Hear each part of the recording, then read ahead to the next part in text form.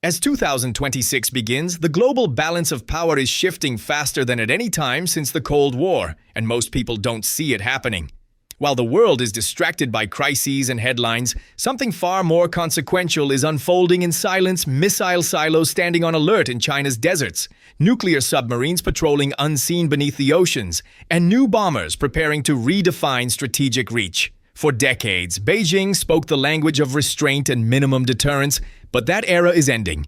In just a few years, China has launched one of the fastest nuclear expansions in modern history, replacing caution with speed, scale, and ambition.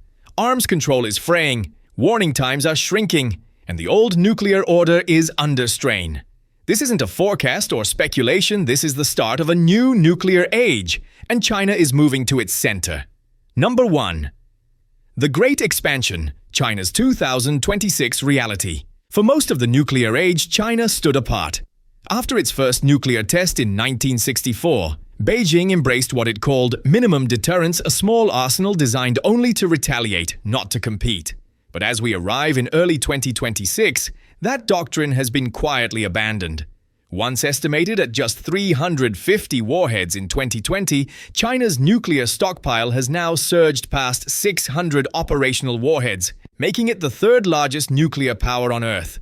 More importantly, China is now the only nuclear non-proliferation treaty member, actively doubling its arsenal. Pentagon assessments from 2025 to 2026 make one thing clear: China's production lines are accelerating. And if current trends continue, Beijing could cross 1,000 warheads by 2030, a threshold that would permanently alter global deterrence. Number 2. The land leg silos, speed, and Guam Express. The most visible and alarming symbol of this transformation is on land. China's ground-based nuclear forces now account for nearly 400 warheads, anchored by road-mobile missiles and vast new silo fields carved into the desert. The DF-26, often called the Guam Express, can strike U.S. bases across the Pacific with precision and nuclear payloads, blurring the line between conventional and nuclear conflict. But the real shock came from space. Satellite imagery revealed hundreds of newly constructed silos across Yumen, Hami, and Yulin, each housing DF-41 intercontinental ballistic missiles capable of reaching the continental United States in under 30 minutes. For the first time in its history, China appears to be moving toward a launch-on-warning posture, loading solid fuel missiles that can fire almost instantly. This dramatically shortens decision times and raises the risk of miscalculation in a crisis. Number 3. The sea leg silent deterrence goes global. At sea, China has completed a long-term goal, a credible second strike capability. Its 6 Type 094 Jin-class ballistic missile submarines now carry JL-3 missiles, extending China's nuclear reach far beyond Asia. With ranges approaching 10,000 kilometers, these missiles allow China to strike the U.S. mainland while remaining protected in heavily guarded maritime bastions. While today's submarines are still louder than their American and Russian counterparts, the future is already taking shape. The next generation Type 096 submarine, now under construction, is expected to be far quieter and more lethal, potentially closing the technological gap with Western navies for the first time. Number 4. The air leg completing the nuclear triad. For decades, China's air-based nuclear forces lagged behind. That is no longer the case. In late 2025, Beijing publicly showcased what it had long worked toward in secret: a fully operational nuclear triad. The H-6N bomber, capable of launching nuclear-armed ballistic missiles, now gives China airborne flexibility. But the real wildcard is the H-20 stealth bomber. Designed as a flying wing with intercontinental range, the H-20 is expected to give China a survivable, penetrating strike capability, placing it in the same strategic category as America's B-21 Raider. Number 5. Command, control, and the brain of the arsenal. Weapons alone do not make a nuclear power command, and control does. In recent years, China has invested heavily in hardened communication networks, early warning satellites, and missile tracking radars. These systems suggest a shift away from a purely retaliatory mindset toward one that emphasizes real-time decision-making under pressure. Artificial intelligence, automation, and integrated battle networks are now playing a growing role, raising new questions about escalation control and human oversight. Number 6. Hypersonic and the blurring of red lines. China is also betting on speed. Nuclear-capable hypersonic glide vehicles can maneuver unpredictably at extreme velocities, making them far harder to track or intercept. These weapons compress warning times even further, challenging existing missile defenses and blurring the distinction between conventional and nuclear launches. In a future crisis, that ambiguity could prove dangerously destabilizing. Number 7. Plutonium, production, and staying power. Behind the missiles and submarines lies something even more critical: industrial capacity. Facilities like Saiapu signal China's ability to produce new fissile material at scale, ensuring that its expansion is not temporary but sustainable for decades. This means China is not just building weapons for today, but laying the groundwork for long-term strategic parity. Number 8. The geopolitical shockwave. All of this is unfolding as the global arms control framework collapses. With the New START treaty expiring in 2026, the world is on the verge of having no binding limits on the largest nuclear arsenals for the first time since the Cold War. China officially maintains a no-first-use policy, but the pace, scale, and structure of its buildup suggest preparations for a world where deterrence is no longer asymmetric, but tripolar. Number 9. Space, the invisible battlefield above the nuclear force. Modern nuclear power no longer ends at the ground, sea, or air, it extends into space. By 2026, China has integrated its nuclear deterrent with a growing network of military satellites responsible for early warning, secure communications, navigation, and targeting support.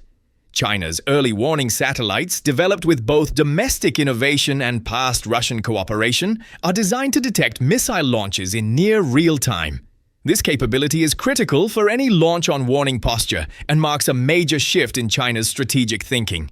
At the same time, Beijing has invested heavily in counter-space capabilities, including systems designed to disrupt or disable enemy satellites. In a future crisis, space could become the first domain of escalation, blinding sensors, severing communications, and increasing the risk of misinterpretation long before a missile ever leaves the ground. Number 10. Cyber and AI, the new nervous system of deterrence. Another quiet revolution is unfolding in cyberspace. China is rapidly integrating artificial intelligence, automation, and cyber capabilities into its strategic command structure. These systems are intended to speed up data processing, threat detection, and decision support, but they also introduce new risks. AI can compress reaction times to seconds, not minutes. In a high-stress scenario, that speed may reduce human judgment at precisely the moment it is most needed. Cyber vulnerabilities, meanwhile, raise concerns about false warnings, spoofed signals, or interference with command and control systems. The result is a deterrence environment that is faster, more complex, and potentially more fragile than anything seen during the Cold War. Number 11. Doctrine under pressure. Is no first use changing? Officially, China continues to affirm a no first use nuclear policy. But by 2026, analysts increasingly debate whether this pledge still reflects operational reality. The construction of silo fields, the deployment of rapid-launch, solid-fuel missiles, and the expansion of early warning systems all point toward a posture that prioritizes readiness and survivability rather than delayed retaliation. Some experts argue this is purely defensive. Others see it as a quiet doctrinal shift designed to keep options open during a crisis. Even if the policy remains unchanged on paper, the perception of ambiguity alone can influence how rivals plan, react, and escalate. Number 12. Regional shockwaves, Asia's nuclear ripple effect. China's nuclear expansion is not occurring in a vacuum. Across the Indo-Pacific, regional powers are reassessing their own security assumptions. India is modernizing its nuclear forces and delivery systems. Japan is deepening missile defense cooperation and public debate around deterrence. South Korea is expanding conventional strike capabilities and openly discussing strategic options once considered taboo. The concern is not immediate proliferation, but strategic chain reactions where one buildup quietly justifies another, gradually raising the overall risk level across the region. Number 13. The United States and Russia from bipolar to tripolar deterrence. For decades, nuclear stability was shaped by a bipolar world dominated by Washington and Moscow. That framework is now breaking down. As China approaches numerical and technological parity, deterrence is becoming tripolar, far more complex and far less predictable. Unlike Cold War rivals, these three powers lack shared arms control norms, crisis hotlines, and trust-building mechanisms that once helped prevent catastrophe. Managing deterrence between two rivals is difficult. Managing it between three is historically untested. Number 14. Arms control at the brink. What comes after 2026? With traditional arms control agreements expiring or frozen, the world is entering uncharted territory. China has long resisted formal limits, arguing that its arsenal remained far smaller than those of the US and Russia. That argument is now losing force. The key question is whether Beijing will eventually join multilateral arms control talks, or whether the world will drift into a prolonged era of unconstrained competition. Without dialogue, transparency, and limits, deterrence becomes less stable, not more. Number 15. The real risk: speed, miscalculation, and human error. The greatest danger of this new nuclear age may not be intent but misjudgment. Faster weapons, shorter warning times, automated systems, and rising geopolitical tension leave little room for mistakes. History shows that nuclear crises are often shaped by accidents, false alarms, and human fear. In a world where decisions must be made in minutes or seconds, the margin for error is shrinking. Number 16. China's strategic motivation: why the buildup accelerates. China's nuclear acceleration is not random. It reflects a deliberate strategy rooted in Beijing's vision of the future global power landscape.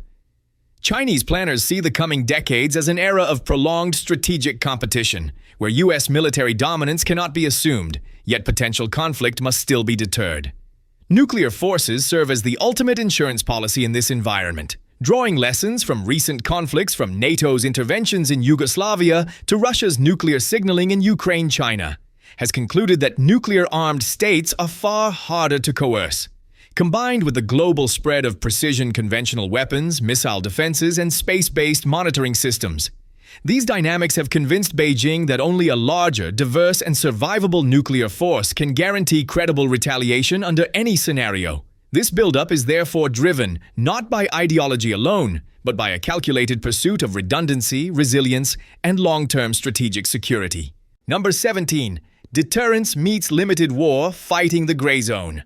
Alongside the expansion in numbers, the structure of China's modern arsenal suggests a nuanced approach that blurs the line between traditional deterrence and limited war-fighting capabilities.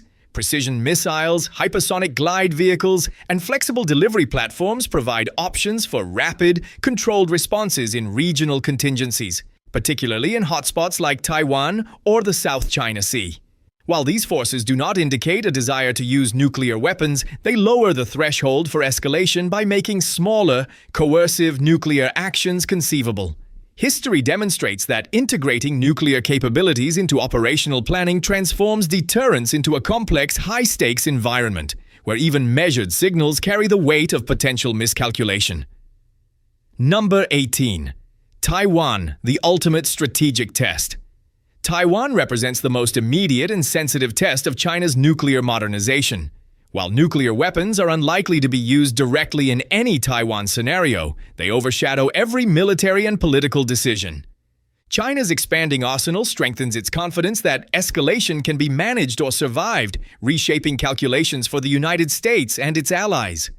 Intervention strategies, risk thresholds, and strategic planning are all influenced by the presence of a credible nuclear force, which serves as both a shield and a tool for coercive leverage. In effect, China's nuclear expansion does not prevent regional conflict, but transforms how each actor approaches escalation, signaling, and crisis management. Number 19. The nuclear future. Looking ahead, China's nuclear program is projected to achieve full maturity by the 2030s. With a fully operational triad, advanced space-based early warning systems, and AI-assisted command networks. By then, China's nuclear arsenal may rival Cold War levels in technological sophistication, though still smaller in total warheads than the United States and Russia. This evolution is creating a tripolar nuclear environment without binding arms control limits, shared operational doctrines, or robust crisis communication channels. Deterrence in this context will increasingly rely on judgment, speed, and technological integration rather than treaty constraints. The combination of advanced weapons, automation, and strategic ambiguity is reshaping the global nuclear order, creating a world where careful planning and situational awareness will determine whether crises are managed safely or spiral into unintended consequences. China is positioning itself as a central force in this emerging nuclear age, shaping the rules, risks, and realities of global strategic competition for decades to come.